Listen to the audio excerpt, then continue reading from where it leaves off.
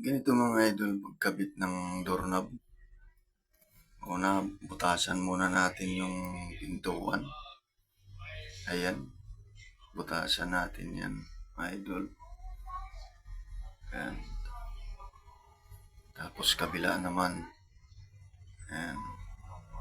Holso, ang tawag dyan mga idol, yung pambutas na yan, holso. Ayan, butas na yan mga idol, kabilaan na yan. Ayan. Medyo mapurol na kasi yung holso natin. Ayan. Ganyan lang yan mga idol. Ayan, lagay na natin yung doorknob. Ayan, tutusok na yan. Kalagay na yung nozzle. Ayan.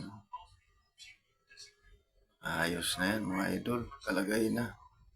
Madali lang pagkakabit yan mga idol. Basta nasa tamang proseso lang. Ayan.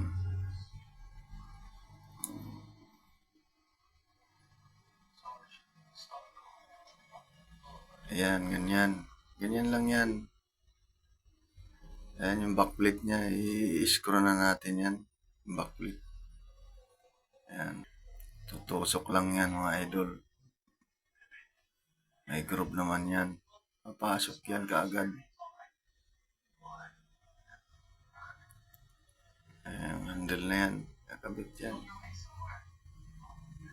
Ayan. Ayan yung handle. Ayan, may groove yan. Ayan o. Ayan. Ganun lang kadali mga idol. Yung pagkakabit ng doorknob. Tapos na.